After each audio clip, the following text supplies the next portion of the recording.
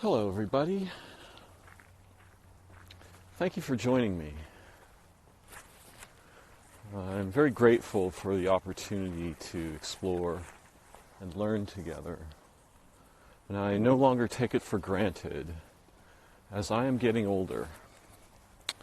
And it is, when we are young, perhaps one of the finest encapsulations of this of our situation as time-bound organisms, or as apparently time-bound organisms, is in the song Time by Pink Floyd from Dark Side of the Moon, circa what, 1970-ish, I'm guessing? One of the first LP records I ever purchased.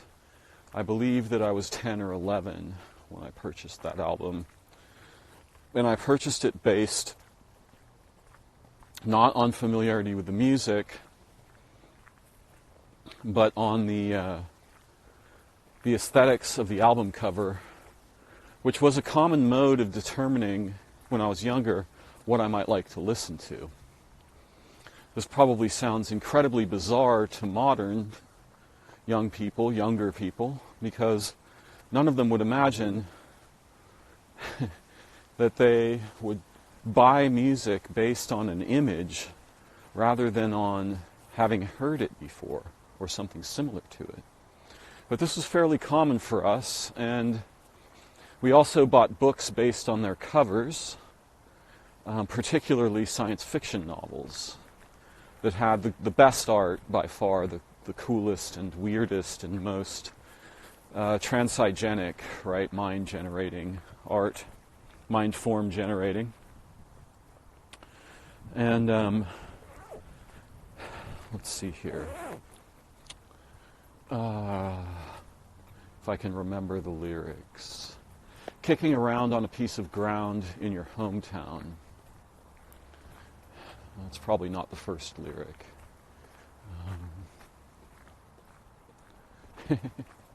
Yeah, I can't remember. I was actually going through it in my head a while ago, but I have so many ideas in my mind at the moment that are woven together by having just been listening to Kurt Jaimungal talking to Stephen Wolfram, the inventor of Mathematica, and one of the primary prodigies of our time. Let's see, kicking around on a piece of ground in your hometown, looking for something or someone to show you the way. The sun is the same in a relative way, but you're older, shorter of breath, and one day closer to death. And you can look up the lyrics to this tune if you don't know them. But they're very profound, because what happens to us, almost invariably, unless we are very clear-minded, right, unless we have, for example, a long tradition of meditation or clarifying our awareness, what eventually happens is there's a strange kind of tumble down. It's as if we're rolling down a mountainside and we're unaware of it, so it becomes trance-like. And then somewhere near the bottom, we suddenly become aware that, as in the lyrics for this song, 10 years have got behind you. No one told you when to run, you missed the starting gun. And we suddenly realize, and we will have encounters with death throughout our lives, but we suddenly realize, I am going to die. I will die. This body will pass away. And possibly soon, right? No longer it's someday in a distant seeming future, I will meet my end as a physical being, at least. And so there's this very strange process which happens as we age. And our societies are extremely cruel to the elderly. They are vicious. We are deprived of common social experiences and meaningful roles. Retirement is in a way a sort of long-term euthanasia process for many people. Now, some people avoid that. They make enough money that they get a yacht or something, right? And they just sail around the world. I know a couple who are doing that right now. A very interesting couple. I'll call them H and D. And I've had a few fascinating conversations with them. H was a civil engineer, if I remember correctly, and D was a psychotherapist. And both of them had very beautiful desires to make a better world. And I think we come to birth and life with such desires naturally. They get ground down for most of us over time by circumstance. So as I am getting older, I am profoundly aware of my mortality. My father recently passed away, which was kind of an unforeseen catastrophe because the males in my line tend to be very long-lived.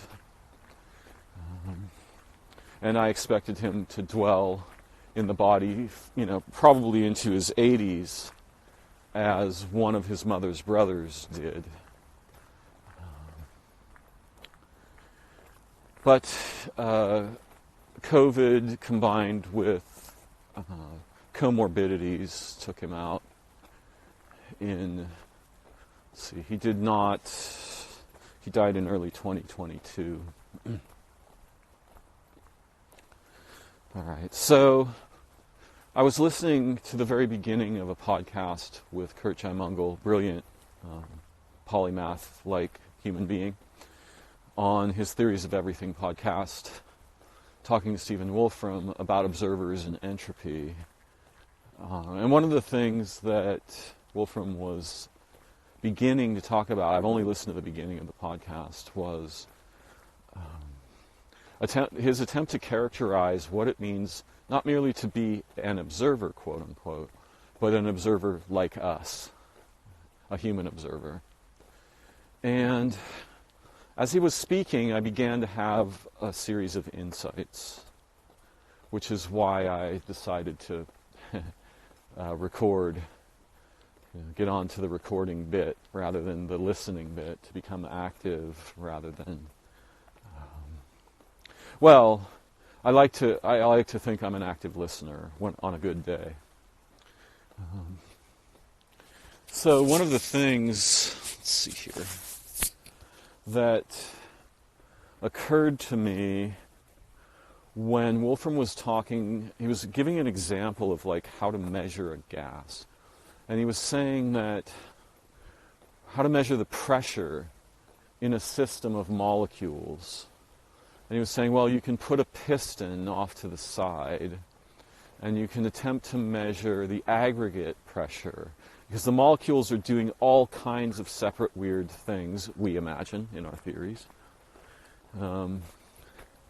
But the only thing that actually turns out to be important, and I think this is where I started to have insights, because whenever I hear human scientists making determinations about what is important or the only important thing, I immediately recoil and think, no, probably not true, functionally true for the mechanical concerns. And he mentioned something about our motivations.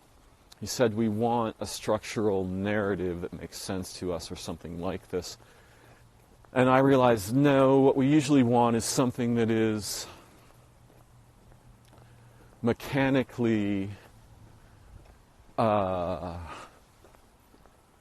appropriable, right? We can appropriate the knowledge to produce mechanical innovations and so forth, technology. In other words, it's a kind of competition where who gets to the mechanical implementation first. Now, sometimes we are, as a species, when I say we, I mean all scientists or the species as expressed in scientific endeavor, something like this.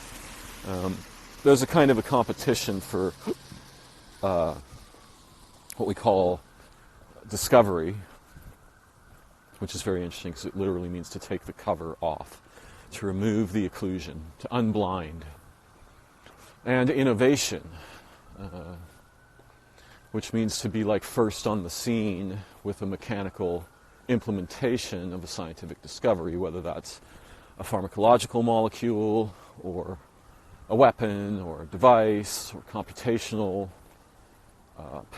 paradigm, so forth.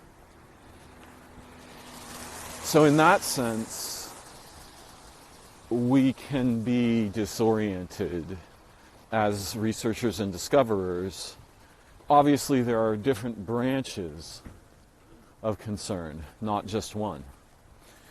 There are people, for instance, who want to know what is the nature of birth and death, or what is the nature of time? Not to make, not for the sake of implementing machines, but for the sake of awareness or intelligence, understanding, comprehension. So, there are many different ways to be a concerned hominid. We have people like Ramakrishna who, rather than sitting around having abstract theories about things, become transformed by the quest for the direct experience of origin, or the Godhead, or Krishna, or Shiva, or Kali, or one of the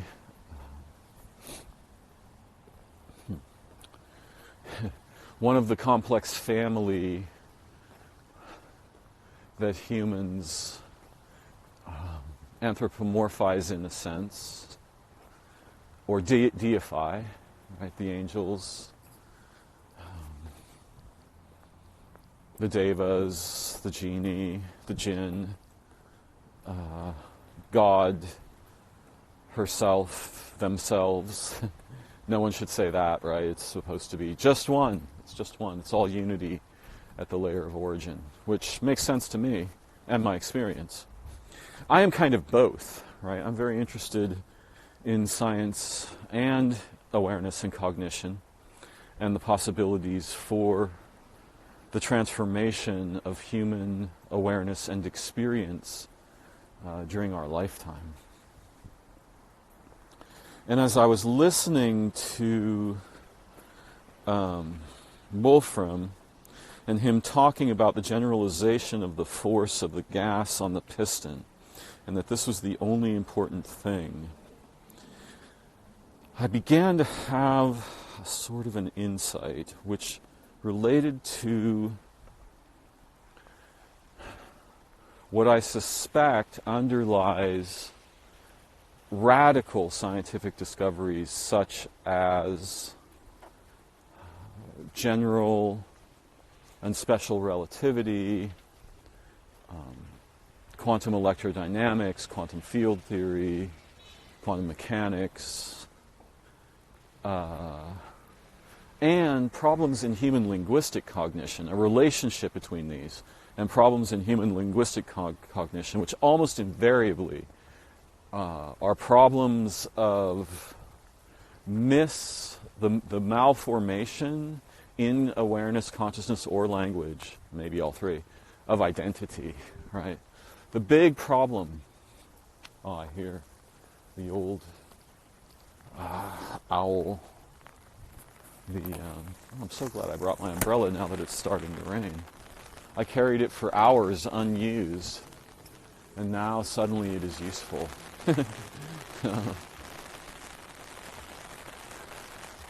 The great horned owl,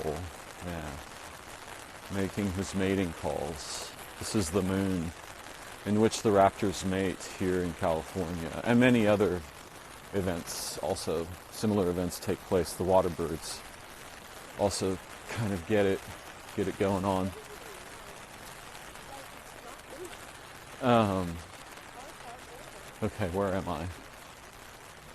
Yes, the problem of whatness, what something is. And also, this is a similar problem of who-ness. There's a raccoon. Now see, I've just done the problem.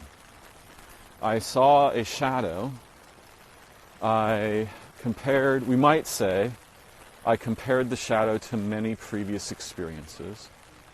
I made a categorical derivation, raccoon, according to the shape of the shadow and its movement profile. And then presuming that I have determined the categorical identity of the phenomena, I did what most humans do and abandoned it.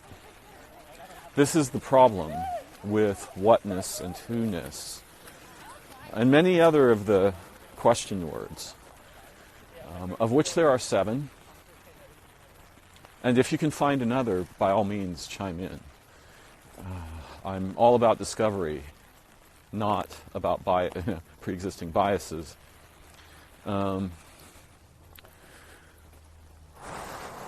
I usually place how at the end, but they are what, who, when, where, which, why, how.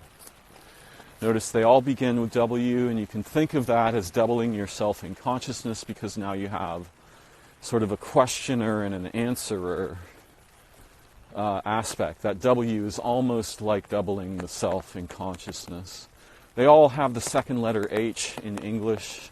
English is probably the only language in which this occurs. That doesn't mean it's insignificant. And only one of them begins with H. And the H sound is usefully conceived of as beginning, origin. The ha, which makes breath, myriad little motes of moisture suspended in the atmosphere. Imagine that these land on a mirror so that they all reflect the surface of the mirror, each other, and the one who emitted them. This particular formulation was illustrated to me by a non-human intelligence. This is why I hold it in high regard, in part. Though the experience of the revelation of this is nothing like what happens when you hear the English words. All right, so yes, the problem of identity. This is the primary problem in consciousness. And we get it wrong most of the time because it's primarily due to linguistic, cultural, and social tradition. It's also due, perhaps, to the left hemisphere's desire to have a graspable derivation rather than a participatory relationship. We might call this problem the toolification of identity. Unfortunately for many of us, as we acquire language, we learn to ignore phenomena that we have a determinate relation with the identity, function, origin of.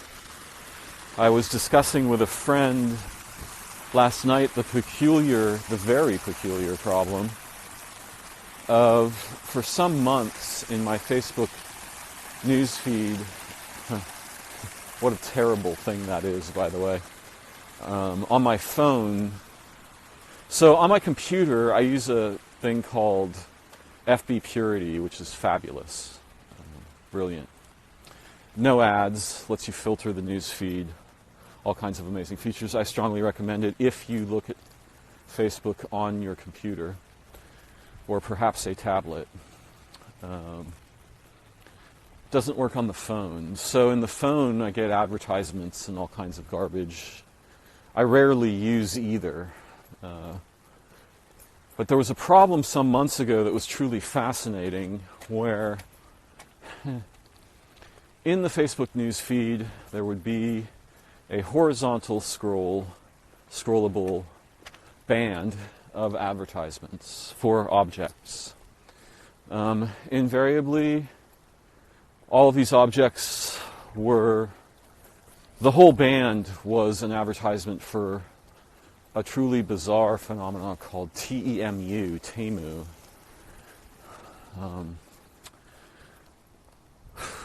There's so much to say here. All right, so my son had the idea that the sort of hilarious, half-joking conspiracy theory that China discovered about Americans, that what we primarily do is shop. So, in order to destroy our minds, they started packing every possible online shopping experience with unimaginable quantities of similar items, so that there's no way to make a selection. There's no way to make a reasonable or intelligent selection. And this would slowly destroy the minds of Americans, maybe more quickly than usual, or than might otherwise be expected these days.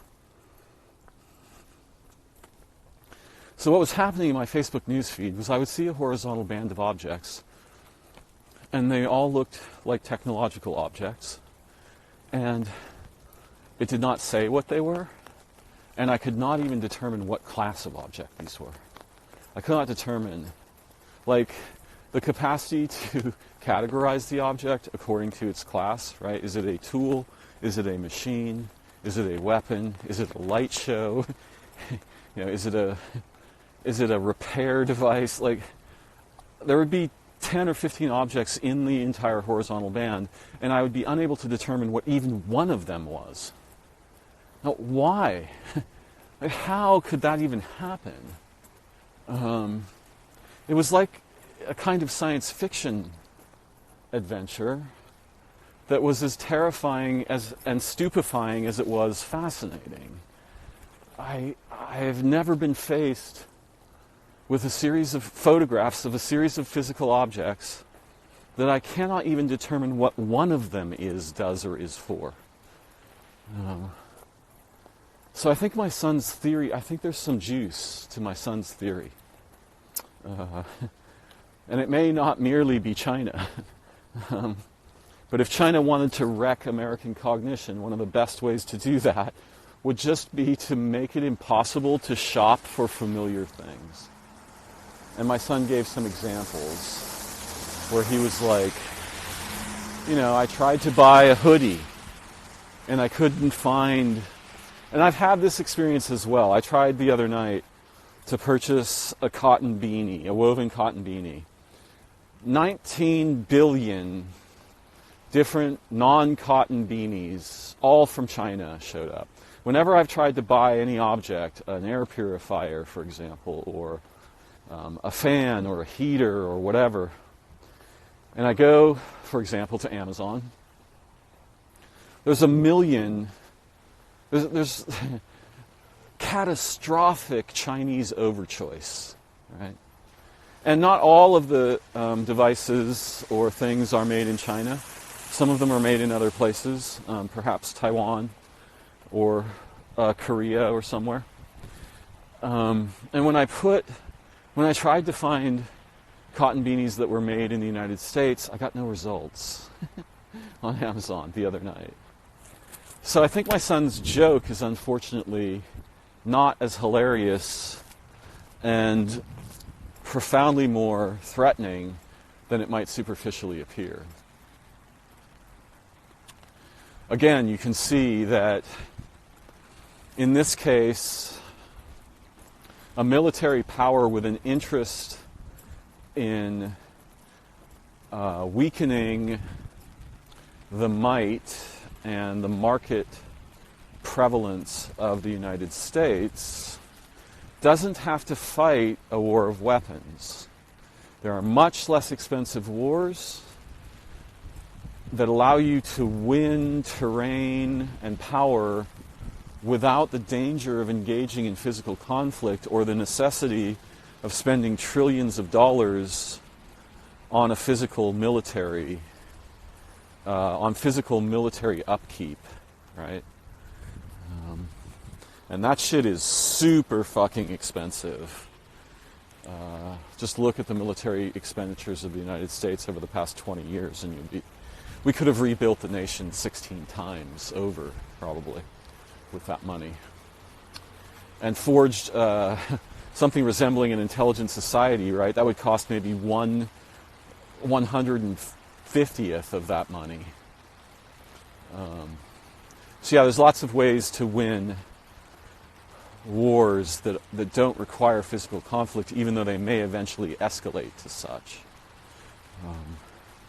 And in the war of marketplace attrition, China is certainly a devastating opponent.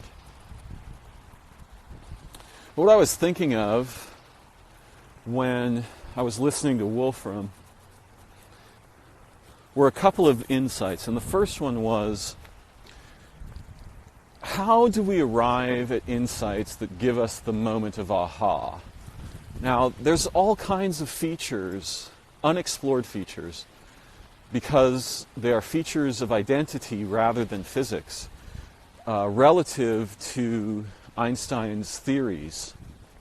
Particularly, there's a broad array of insights about the nature of time. And either its locality, non-universality, or modal, features of its modal anatomy that humans never picked up on. They certainly didn't translate even the least of those features into their common understandings about identity or location. There's a whole field of undiscovered astonishment about daily, mundane features of experience that we have failed to, as a species, most of us have failed to introduce to our awareness. But one of the things that immediately became clear when Wolfram said about the gases and the piston, that it's the aggregate force that's the only thing we're interested in. Okay, the only reason that's the only thing we're interested in is because we're thinking in terms of machines, right? If we're thinking in terms of understanding, and our goal isn't war, machine making, etc., then many other features of the situation are certainly interesting and profound. And this made me realize that in my own experience of insight, which is something I'm deeply fascinated by, what happens isn't the generalization that Wolfram was highlighting, right? What's the aggregate force exerted on the piston? That's a generalization of the activity of the molecules in the system, in the reference frame. But what generates insight for me isn't merely generalization, and we have huge problems with this. You can see that in the whatification or the whoification of our experiences, generalization is fundamental.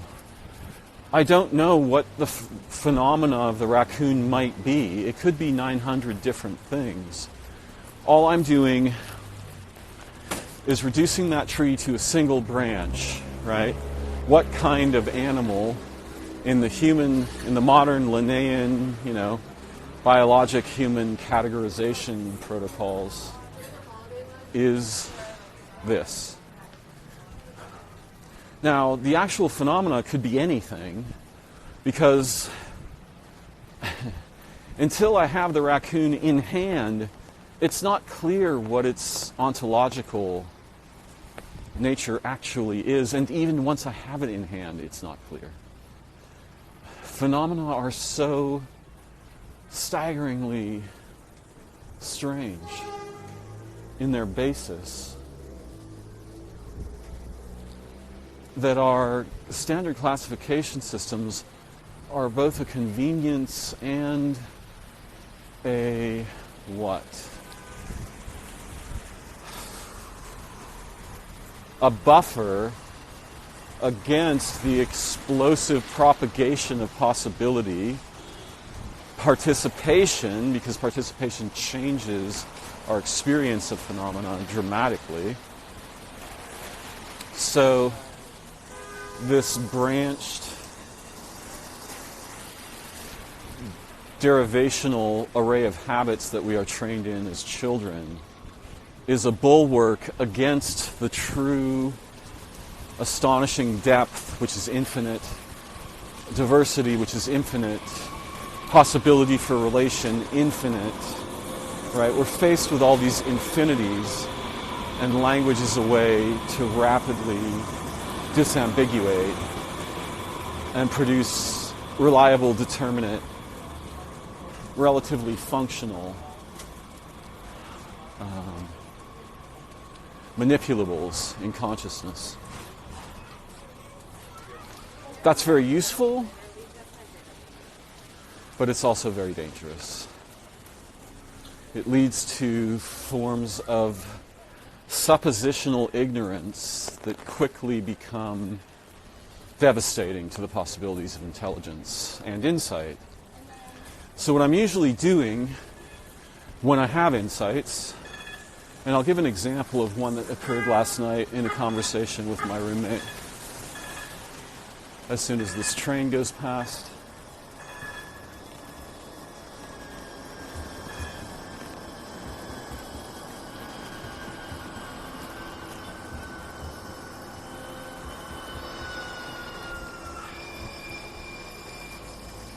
what I'm doing is I'm going back and forth from the general to the specific to the general to the specific. So I move to the general, I get insights on the specific that are uncommon from there.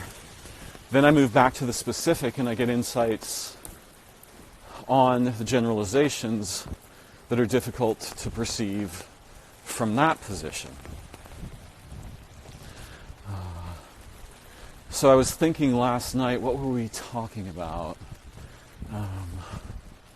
We were talking about what my roommate and I refer to as the phenomenon, by which we usually mean UFOs, aliens, and possibly other branches of what might be thought of as the paranormal. And because it's clear to me that various forms of encryption are common in nature, and it's very important to be able to have an actually private conversation, particularly with other intelligences, and other intelligences are aware of this. A great example of this principle is in the science fiction novel Macroscope by Piers Anthony, in which humans discover a signal in time-space that was clearly produced by an infinitely intelligent civilization, or a comparatively infinitely intelligent civilization. And the signal, most people can't make anything of it, and those people are safe from it. They can't be harmed by it. But anyone intelligent enough to begin to understand the signal first undergoes a radical upward cascade of prodigy, and then just before the signal destroys their mind. And the story is about someone who finds a way around what we might think of as the encryption of the signal. Now, science fiction authors are also authors of highly ironic fiction. One example from the 50s, there are plenty of examples in the television show Alfred Hitchcock Presents. God, who's the guy that wrote a lot of those? Sleasar? S-L-E-A-S-A-R? Maybe? Haven't read much of his work. But I was a huge fan of Frederick Brown when I was a kid. And he's a brilliant author of short stories, mysteries, and a few novels. Extremely prolific. He's probably written, I don't know, 300-400 amazingly ironic short stories. He's the author famous for writing the shortest science fiction story in history, which is something like, the last man on earth sits down to dinner and there is a knock on his door.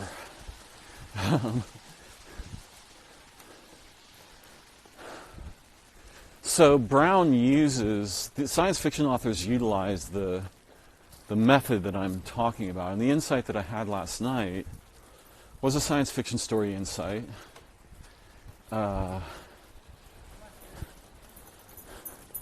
Hey! In which humans establish contact with an extrasolar intelligence of some kind. And for many years now, we've been having meaningful communications with them that we believe, we have every reason to believe that we are understanding their signals and they are understanding ours, because the conversation is experienced by us. We don't know what their experience is. They don't come to meet us. But it's experienced by us as intelligible, useful, friendly, so forth.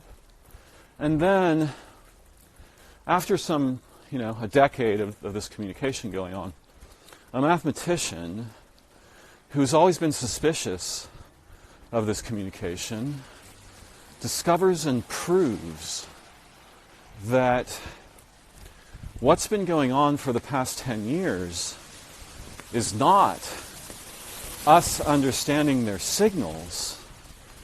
What has been going on is us misinterpreting the encryption protocols they're using to keep the conversation private. So every single signal we've received that appeared to us to be a reasonable statement in English, or whatever language, was actually, we're just reading the superficial encryption. We have no idea what the message is actually saying. So it turns out that there's an error where their encryption, the structure of their encryption, matches up with the protocol of interpretation that we are applying, thus misconstruing the actual signal content entirely for decades. And it's very likely that something like this is going on in physics. We are interpreting the information we can access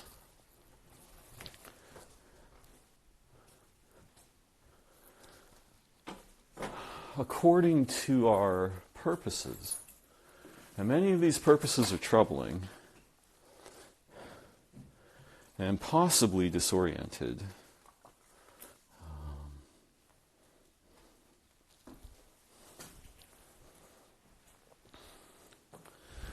Now here is the seed of a fabulously fun science fiction story, which I've kind of wrecked by stating it. And I'm very unlikely that I'm the first person to have imagined such a situation. In fact, I might argue that Einstein's insights about relativity were very likely related to his awareness that we have misconstrued features of reality that are fundamental, and we have misconstrued them to such a degree that we've fundamentally misunderstood the nature of physical systems and so forth. Right?